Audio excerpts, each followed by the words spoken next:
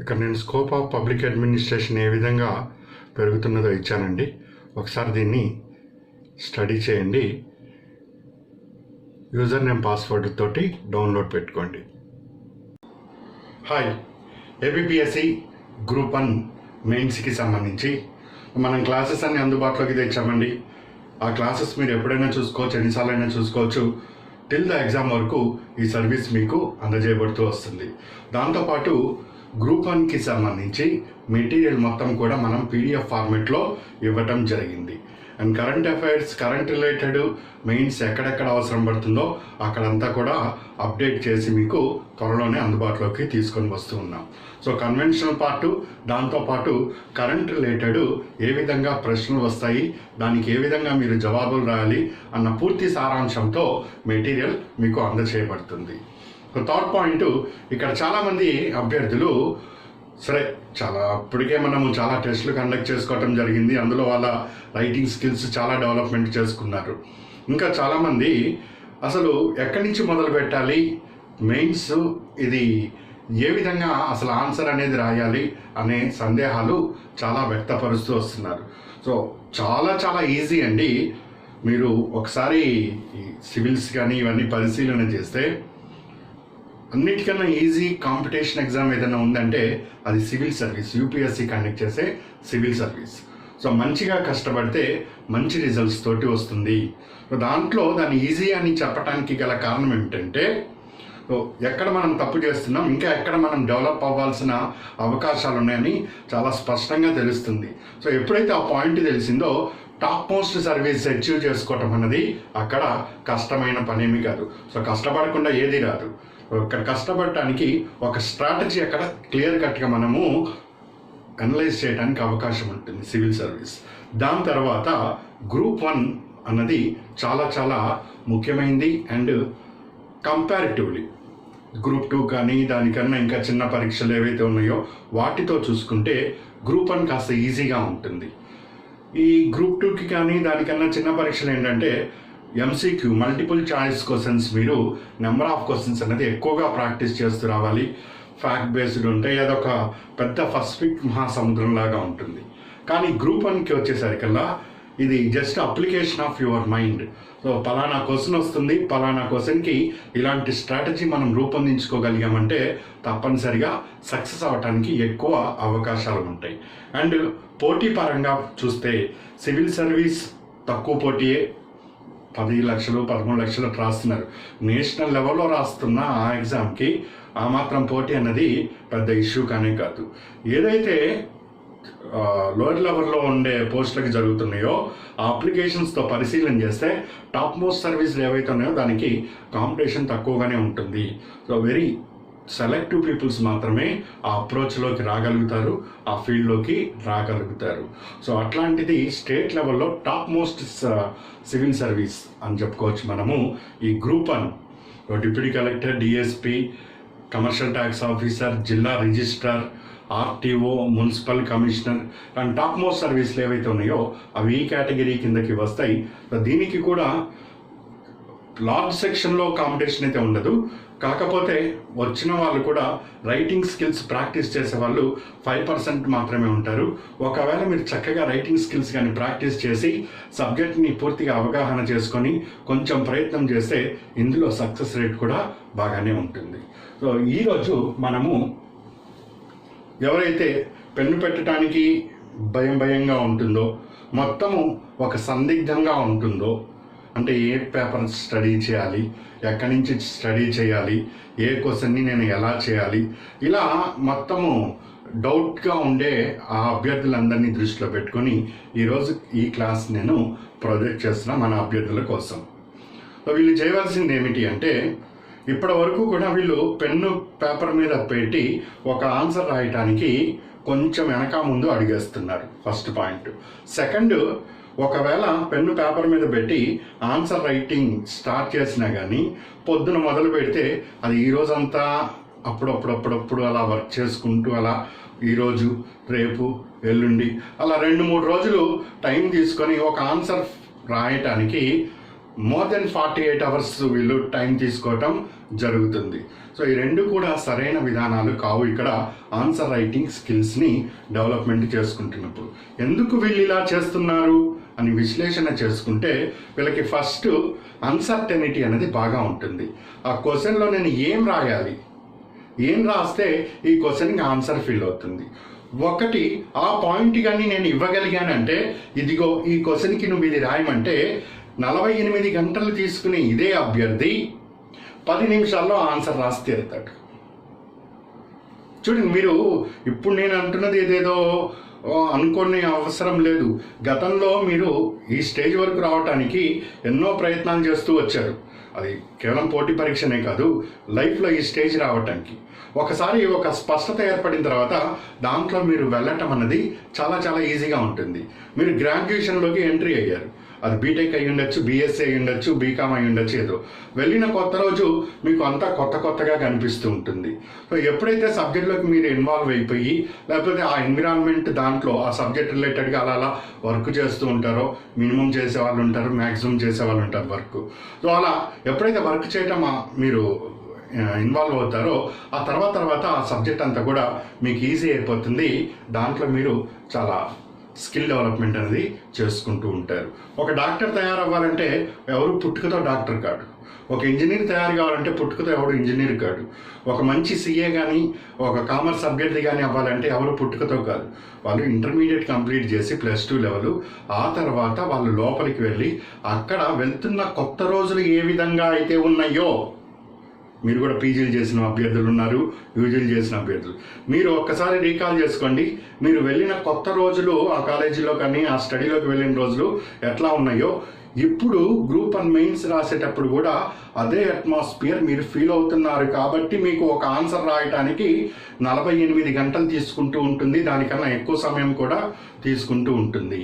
అదే ఎప్పుడైతే దీంట్లో ఒక అడుగు వేయటం మొదలు పెట్టారో, సో ఆ తర్వాత ఇది పెద్ద ఇష్యూ కానే కాదు. ఒక రోజుకి కనీసం 30 ఆన్సర్లు అవలీలగా రాయగలుగుతారు. 3 గంటల్లో అక్కడ మీరు 15 ఆన్సర్లు రాయాలి, 15 క్వశ్చన్స్కి ఆన్సర్స్ రాయాలి. ఇది ఎగ్జామ్లో కండిషన్. సో ఒక రోజుకి 30 క్వశ్చన్స్ నువ్వు ప్రాక్టీస్ చేసావంటే 15 క్వశ్చన్స్ రాయటం అన్నది నీకు పెద్ద ఇష్యూ కానే కాదు. సో ఆ 30 క్వశ్చన్స్ రాసే స్కిల్ అనేది ఇప్పుడు నేను నీకు నేర్పిస్తాను. దీన్ని ఇదే విధంగా ఫాలోగా కొన్ని రోజులు ఫాలో అయిన తర్వాత నువ్వే చెప్తావు, తిరుగు లేకుండా చాలా చక్కగా రాయగలుగుతున్నానండి. సక్సెస్ ఫెయిల్యూర్ అనేది సెకండరీ అండి, అది దైవాధీనము, మన కృషి, ఎన్నో ఫ్యాక్టర్స్ ఉంటాయి. ఫస్ట్ మనం ప్రయత్నం అనేది చేస్తే తర్వాత సక్సెస్ ఫెయిల్యూర్ ఎవడన్నా చెప్పగలుగుతాడు. ముందు ప్రయత్నం దగ్గరే ఆ సక్సెస్ అవుతుందో ఫెయిల్యూర్ అవుతున్న వాడికి ఎవరికి ఏమీ చెప్పలేము. అట్లాంటి ఆ క్వశ్చన్స్కి ప్రయత్నం చేస్తే లోపం ఉంటే సరి చేసుకుంటూ అట్లా స్టెప్ బై స్టెప్ అందరూ ఎదుగుతున్న వాళ్ళే మీ కళ్ళ ముందు. అంతేగాని వెళ్ళంగానే సక్సెస్ ఆ ఫెయిల్యూరా ముందే చెప్పాలంటే అది ఎవరి తరము కూడా కాదు. సో ఆ మైండ్ తోటి ఫస్ట్ ఉండకండి, ప్రయత్నం నిజాయితీగా చేయండి, ఫలితాలు కూడా మంచిగా ఎక్స్పెక్ట్ చేసుకోవచ్చు. సో సమస్య మనకి ఇక్కడే వస్తుంది. ఒక క్వశ్చన్ చూడగానే ఇందులో ఫస్ట్ నేను ఏమి రాయాలి, ఎక్కడి నుంచి మొదలు పెట్టాలి, అసలు నేను దీన్ని ఎలా అర్థం చేసుకోవాలి అనేది. సో దీనికి నేను చెప్తున్న సొల్యూషన్ ఒకటే. ఇప్పుడు నేను క్లాస్ ఇస్తాను, సో ఆ క్లాస్ నువ్వు విను. క్లాస్ విన్న తర్వాత ఈ క్లాస్లో నువ్వు ఏం చదవాలో దాని రిలేటెడ్ మెటీరియల్ కూడా నేను నీకు పంపిస్తాను. వెంటనే ఆ మెటీరియల్ చదువు. ఇప్పుడు క్లాస్ విన్నావు, ఆ మెటీరియల్ చదివావు, చదివిన తర్వాత ఒకసారి మెటీరియల్ చదువుకో లేదా 2 సార్లు చదువుకో. క్లాస్ ఒకసారి విను, 2 సార్లు విను. అది ఒక్కొక్క అభ్యర్థి యొక్క స్టామినా. హార్డ్లీ నాకు తెలిసి ఒక 1 అవర్, 1 గంట దీనికి నువ్వు కేటాయించగలిగితే ఇదే ఆన్సరు 48 గంటల్లో నువ్వు ఆన్సర్ రాసేవాడివి. కరెక్ట్గా వాచ్ పెట్టుకొని టైం చూసుకుంటూ ఇదే ప్రశ్నకి నువ్వు ఆన్సర్ రాయి. ఇప్పుడున్న సిచ్యువేషన్లో అంటే ఇక రాయిగా నువ్వు ఒక 100-150 ఆన్సర్స్ రాసే స్థితిలోకి వెళ్ళిన తర్వాత ఇంకా టైం తక్కువ పడుతుంది. ఇదే ఆన్సర్ నువ్వు కరెక్ట్గా 20 నిమిషాల్లో పూర్తి చేస్తావండి. కావాలంటే టెస్ట్ చేసుకోండి.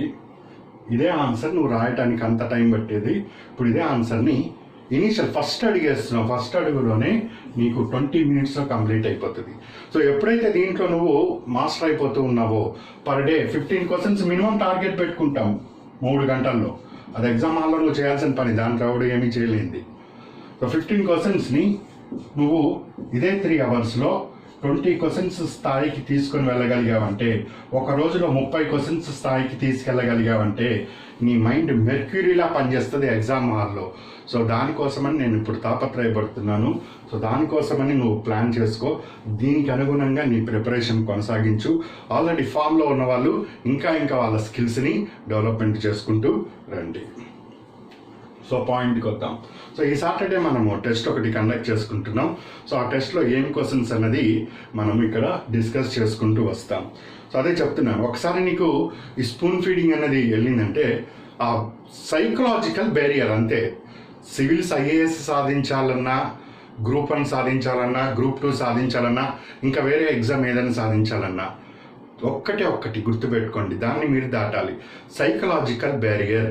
నేను సాధిస్తానా లేనా అనే ఆ అసంతృప్తి, ఆ ఆలోచనలో ఉండటం వలన మాత్రమే అభ్యర్థి వెనకబడతాడు తప్పితే ఇంకా వేరే ఏ కారణము ఉండదు.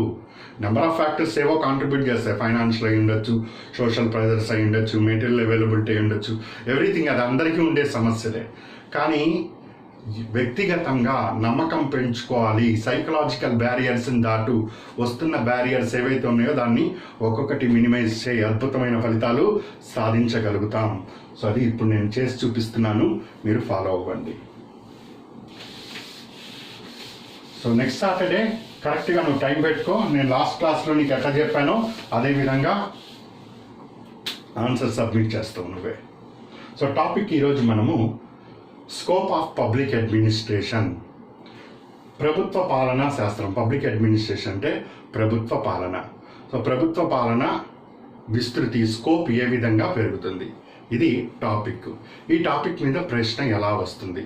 The scope of public administration is ever increasing in India. భారతదేశంలో ప్రభుత్వ పాలనా శాస్త్రము విస్తృతి పెరుగుతూ వస్తున్నది. ఎవర్ ఇంక్రీజింగ్ ఇన్ ఇండియా అంటే విస్తృతంగా ఇది పెరుగుతూ వస్తున్నది. సో దీనిని చర్చించు, డిస్కస్, చర్చించు, క్రిటిక్స్, విమర్శించు, ఎక్స్ప్లెయిన్, వివరించు, ఇంకా critically examine, discuss, what ever it may be, ఏవైనా ఉండొచ్చు. ఇట్లా ఇది క్వశ్చన్ ఇట్లా వస్తుంది, దీనికి ఇట్లా నువ్వు ఆన్సర్ రాయాలి. వెంటనే మళ్ళీ ఇక దడ స్టార్ట్ అవుతుంది. ఏం రాయాలి, ఎలా రాయాలి, డిస్కస్ అంటాడు, క్రిటిక్స్ అంటాడు, ఎక్స్ప్లెయిన్ అంటాడు, ఇన్ని వస్తాయి. ఏమీ అక్కర్లేదు, ప్రశాంతంగా ఉండు. ప్రశాంతంగా ఉంటే అన్ని సమస్యలకి సొల్యూషన్ అక్కడే దొరుకుతుంది. సో ఫస్ట్ ఇందులో ఉండే అంశాలు ఏంటో చూడాలి. స్కోప్, ఇది పబ్లిక్ అడ్మినిస్ట్రేషన్ అనుకుంటాను నేను. పబ్లిక్ అడ్మినిస్ట్రేషన్ అంటే ప్రభుత్వ పాలన అనుకుంటా. ప్రభుత్వ పాలన అంటే ఇంకా నాకు అర్థం కావాలి అంటే కేంద్ర స్థాయిలో ప్రధానమంత్రి మోడీ ఉంటాడు, రాష్ట్ర స్థాయిలో CM and his council of minister, అక్కడ కూడా ఇక్కడ వీళ్ళు పొలిటికల్ ఎగ్జిక్యూటివ్ అంటాం. వీళ్ళకి సపోర్టివ్గా పర్మనెంట్ ఎగ్జిక్యూటివ్, సెక్రటరీ, ఇక్కడ secretary, chief secretary, principal secretary, ఇవన్నీ కూడా ఇక్కడ వస్తాయి. సో వీళ్ళు చేసే పని విస్తృతి పెరుగుతూ వస్తున్నది. ఇది ఈ ప్రశ్న యొక్క ఇంటెన్షన్. ఐఏఎస్ ఎగ్జామ్కి కానీ, గ్రూప్ 1 ఎగ్జామ్కి కానీ ప్రశ్న అర్థమైతే 50% ఆన్సర్ అయిపోయినట్టే, ఆన్సర్ వచ్చినట్టే. ప్రాక్టికల్ నేను చెప్తుంది కాదు, అనుభవించిన ప్రతివాడు చెప్పగలుగుతాడు. మీ సీనియర్స్ని అడిగినా చెప్తారు, సక్సెసర్స్ని అడిగినా చెప్తారు. ప్రశ్న అర్థమైతే 50% ఆన్సర్ నీ చేతిలో ఉన్నట్టే. ఇప్పుడు మోడీ అంటే ఇక్కడ వ్యక్తిగతంగా తీసుకోకండి, భారతదేశ ప్రధానమంత్రి. ఆయన యొక్క పరిపాలనా పరిధి పెరుగుతూ వస్తున్నది. ఇక్కడ చీఫ్ మినిస్టర్ వ్యక్తిగతంగా తీసుకోవద్దు, ఈ వ్యక్తి ఆ వ్యక్తి అని. ఆయన యొక్క పరిపాలనా పరిధి విస్తరిస్తున్నది. దీనికి పెద్దగా రీసెర్చ్ అవసరమా? కామన్ సెన్స్తో ఆలోచిస్తే నీకు తెలవదా ఆన్సర్? ఇక్కడ తెలుసు. కొత్తగా ఇప్పుడు ఈ COVID-19 ఇవన్నీ వస్తున్నాయి. ఒకప్పుడు లేదు, ఇప్పుడు కోవిడ్-19 వచ్చింది. సో కోవిడ్-19 వస్తున్నప్పుడు ఒకప్పుడు prime minister and his council of minister కానీ, CM and his council of minister లేదా ఆయన ఎగ్జిక్యూటివ్స్, పర్మనెంట్ ఎగ్జిక్యూటివ్ ఎవరైతే ఉన్నారో సర్టెన్ యాక్టివిటీస్ మాత్రమే నిర్వహిస్తూ వచ్చేవాళ్ళు. కోవిడ్-19 రావటం వలన కొత్త సమస్యలు ఏర్పడ్డాయి. కొత్త సమస్యలు వచ్చినాయా? రాలేదండి. ఏంటి ఆ సమస్య వచ్చింది? హెల్త్ ఇన్ఫ్రాస్ట్రక్చర్ తగ్గిపోయింది. హెల్త్ ఇన్ఫ్రాస్ట్రక్చర్ డిమాండు బాగా పెరిగింది. నిరుద్యోగిత, అన్ఎంప్లాయ్మెంట్ బాగా పెరిగింది. ఇన్ఈక్వాలిటీస్ బాగా పెరుగుతున్నాయి. సో ఎప్పటికప్పుడు ఇది కొత్త సమస్య అన్నది ఏర్పడుతూ వస్తుంది. సో అభివృద్ధి చెందుతున్న భారతదేశం లాంటి లేదా అభివృద్ధి చెందిన అమెరికా లాంటి దేశంలో అయినా కానీ పరిపాలనలో ప్రతిరోజు కూడా ప్రజల యొక్క అవసరాలని దృష్టిలో పెట్టుకొని ప్రభుత్వ పాలన విస్తృతి అన్నది జరుగుతూనే ఉంటుంది. అక్కడ సెంట్రల్ గవర్నమెంట్లో మోడీ కానీ, ఇక్కడ స్టేట్ గవర్నమెంట్లో చీఫ్ మినిస్టర్స్ కానీ లేదు అంటే ఒక కంపార్ట్మెంట్ పెట్టుకొని స్ట్రిక్ట్గా నిలబడి ఆత్మనిర్భర్ భారత్ అలాంటివి ఏమీ లేకుండా కోవిడ్ వచ్చిందా వస్తే మీరే చావండి, మీరు అన్ఎంప్లాయ్మెంట్ పెరుగుతుందా పెరిగితే పని ఉంటే చేసుకోలేకపోతే నీ చావు నువ్వు చావు అని రిజిడ్గా ఇలా నిలబడ్డారనుకోండి, దానిని ప్రభుత్వ పాలన శాస్త్రం అని అనరు. ముఖ్యంగా సంక్షేమ రాజ్యంలో వెల్ఫేర్ గవర్నమెంట్లో గవర్నమెంట్ ఏ విధంగా ఉండాలి? Respect and represent the will of the people. వాళ్ళ యొక్క డిమాండ్ ఏవైతే ఉన్నాయో ఇమ్మీడియట్లీగా రిప్రజెంట్ చేయాలి, వెంటనే రెస్పాన్స్ అన్నది తెలియజేయాలి. సో ఇందువలన స్కోప్ అనేది పెరుగుతూ వస్తుంది. ఈరోజు సరే ఇవన్నీ చేశారు, రేపు ఇంకో కొత్త ప్రాబ్లం వస్తుంది. సో ఇమీడియట్లీగా దాంట్లో ఇన్వాల్వ్ అవ్వాలి. ఒట్టి కొత్తగా వచ్చే ప్రాబ్లమ్స్ అయినా లేదు, పాస్ట్లో ఉన్నదాన్ని కంటిన్యూటీ కూడా చేసుకుంటూ రావాలి. సో పాస్ట్కి, ప్రజెంట్కి, ఫ్యూచర్కి ఏదైతే వారధి ఉన్నదో ఆ వారధి విస్తృతి పెరుగుతున్న కొద్దీ ఆటోమేటిక్గా ప్రభుత్వ పాలనా శాస్త్రం కూడా విస్తరిస్తూ పోతుంది.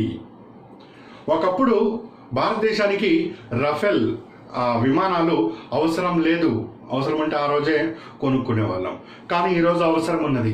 సో డిఫెన్స్లో విస్తృతి అనేది పెరుగుతున్నది, అవసరాలు పెరుగుతున్నాయి. చైనా వస్తుంది, ఇటు ఇది వస్తున్నది, అటు అది వస్తుంది. సో ఖచ్చితంగా అక్కడ ప్రభుత్వం అన్నది తన యొక్క మార్కుని తెలియజేయాలి.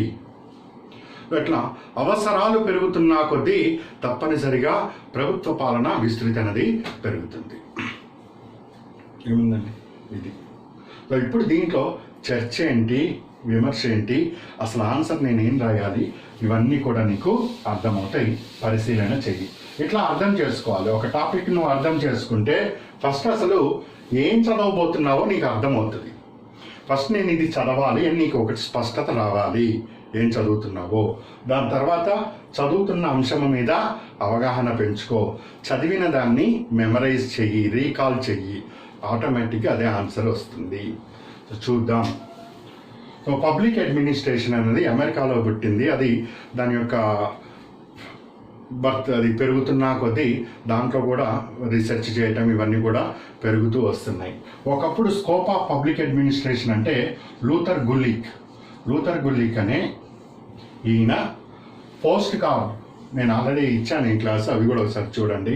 Planning, organising, staffing, departmenting, directing, coordinating, reporting and budgeting, ఈ 7 యాక్టివిటీస్నే ఆయన పబ్లిక్ అడ్మినిస్ట్రేషన్ అనేవాడు. ఈ 7 యాక్టివిటీస్ ఉంటే చాలు, అదే పబ్లిక్ అడ్మినిస్ట్రేషన్ అనేవాడు. కానీ ఈ 7 యాక్టివిటీస్ ప్లానింగ్ ఎట్లా ప్లాన్ చేయాలి ప్రభుత్వము, ఆర్గనైజింగ్ ఏ విధంగా ఆర్గనైజేషన్ సెటప్ ఉండాలి, అందులో స్టాఫ్ ఏ విధంగా ఉండాలి, డైరెక్టింగ్ ఏ విధంగా ఉండాలి, కోఆర్డినేషన్ సమన్వయం ఏ విధంగా ఉండాలి, రిపోర్టింగ్ ఎవరికి ఎవరు రిపోర్ట్ ఇవ్వాలి, బడ్జెటింగ్ ఎట్లా తయారు చేసుకోవాలి. ఈ యాక్టివిటీస్ ఉంటే అదే పబ్లిక్ అడ్మినిస్ట్రేషన్. దీనికి మించి పబ్లిక్ అడ్మినిస్ట్రేషన్ లేదు. అది అమెరికా అయినా, ఉగాండా అయినా, భారత్ అయినా కానీ ఈక్వల్, అన్ని చోట్ల సేమ్ అని చెప్పేవాడు. కానీ ఇది కాదు, దీనిని మించి ఉన్నది. ఇది కేవలం టెక్నికల్ నాలెడ్జ్ని మాత్రమే అందజేస్తుంది. ఉదాహరణకి నేషనల్ ఎడ్యుకేషన్ పాలసీ 2020 ఉన్నది. ఈ నేషనల్ ఎడ్యుకేషన్ పాలసీ అన్నది ఈరోజు కొత్త స్కిల్స్ డెవలప్మెంట్ కావాలని చెప్తున్నది, కొత్త ఇన్నోవేషన్ కావాలని తెలియజేస్తుంది. ఆంధ్రప్రదేశ్లో ఒక రకమైన రిక్వైర్మెంట్ ఉంది, తెలంగాణలో ఒక రకమైన రిక్వైర్మెంట్ ఉంది, అస్సాంలో వనరులకు అనుగుణంగా అక్కడ ఒక రిక్వైర్మెంట్ అనేది ఉంటుంది. భారత్లో ఒక రకమైన రిక్వైర్మెంట్ ఉంది ఎడ్యుకేషన్కి, అమెరికాలో యుఎస్ఏలో ఒక రకమైన రిక్వైర్మెంట్ ఉన్నది. ఎడ్యుకేషన్ అది యుఎస్ఏలో అయినా, ఇండియాలో అయినా, ఆఫ్రికన్ కాంటినెంట్లో అయినా అన్ని చోట్ల ఎడ్యుకేషన్ అనేది ఉంటుంది. అన్ని చోట్ల నువ్వు పోస్ట్ కాప్ అప్లై చేస్తే అదే పబ్లిక్ అడ్మినిస్ట్రేషన్ అంటాడు రూతర్ గులి. కానీ తర్వాత వచ్చిన వాళ్ళందరూ ఏమంటున్నారంటే ఎడ్యుకేషన్ అమెరికాలో వేరు, ఇండియాలో వేరు, ఆఫ్రికా